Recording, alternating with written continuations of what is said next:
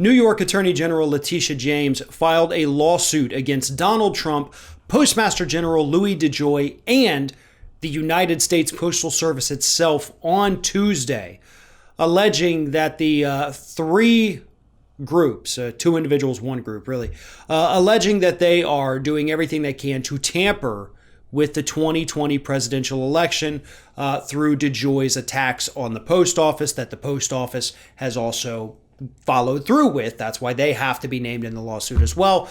And of course, all of this is coming from Donald Trump, and that is why he is also named in the lawsuit. This lawsuit filed by the state of New York has been joined already by Hawaii, New Jersey, and the city and county of San Francisco.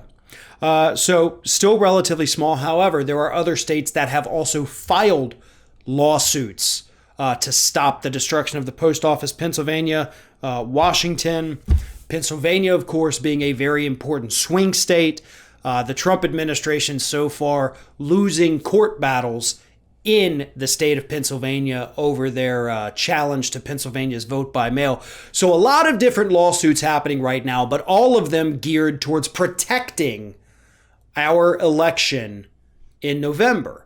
And this lawsuit being brought by Letitia James that New Jersey, Hawaii, and San Francisco have joined into, this is a big one. This is very important. Letitia James, obviously hugely successful so far as an attorney general for the state of New York. Very busy also. Super admirable what she is doing and how effective she is.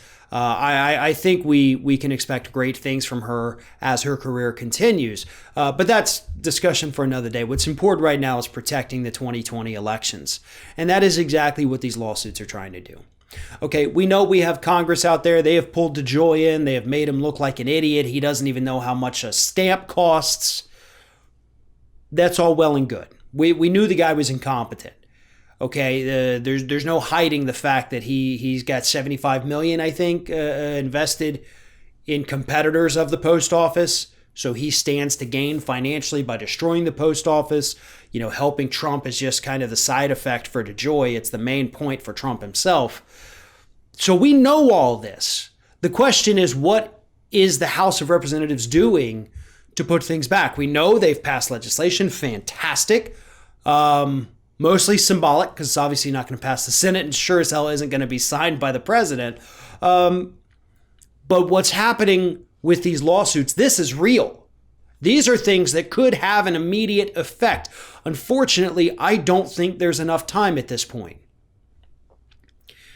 As disappointing and depressing as it is to say this, we may be looking at one of those instances where Trump may have won the battle.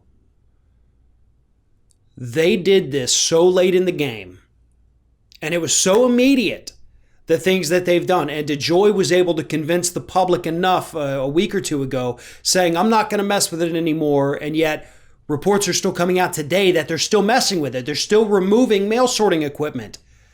And they're not even letting any of the equipment that was removed be reinstalled. The damage may be done.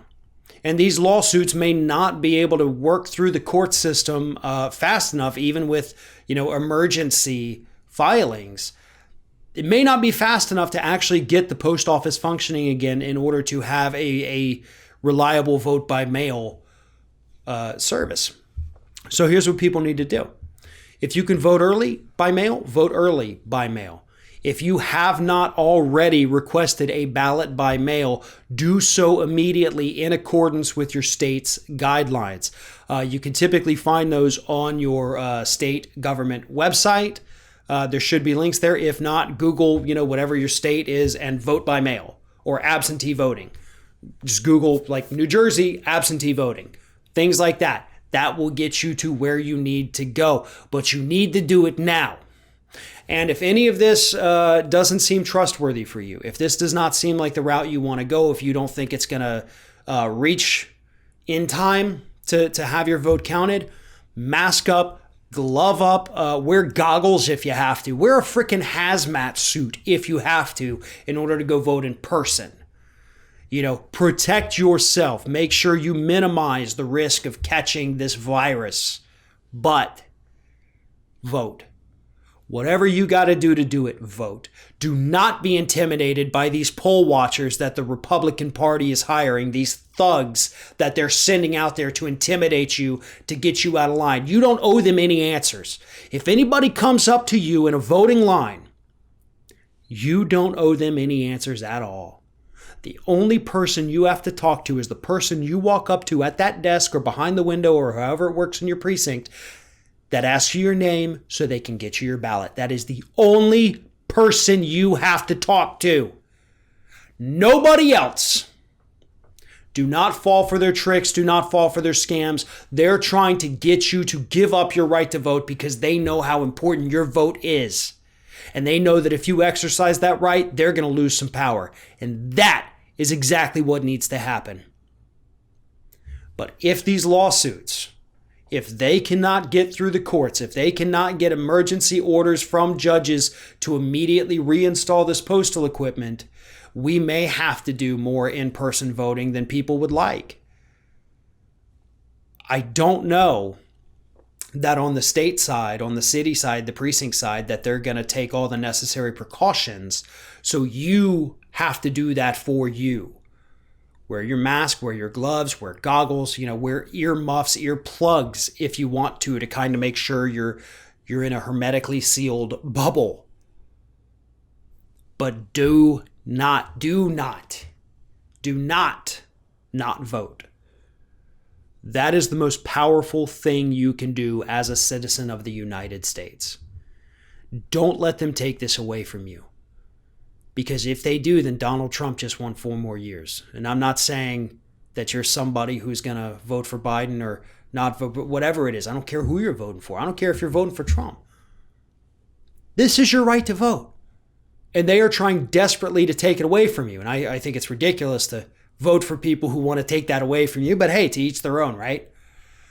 The fact of the matter is that we have so many factors working against us right now. Factors that shouldn't be there, that were put in place solely by Republicans. The attacks on the post office, the voter ID, the voter suppression, the voting roll purges, the poll tax down here in the state of Florida. Every one of these things is a Republican policy, a Republican action. Universal vote by mail. That's Democrats. They're trying to expand it. Republicans are trying to take it away. So vote accordingly. You can vote for the people who think that you have an absolute right to go to the polls and do that, or you can vote for the people who want to take that right away from you. It might be the last vote you ever get to cast. So cast it wisely. But for the love of God, whatever you do, make sure that you do cast it.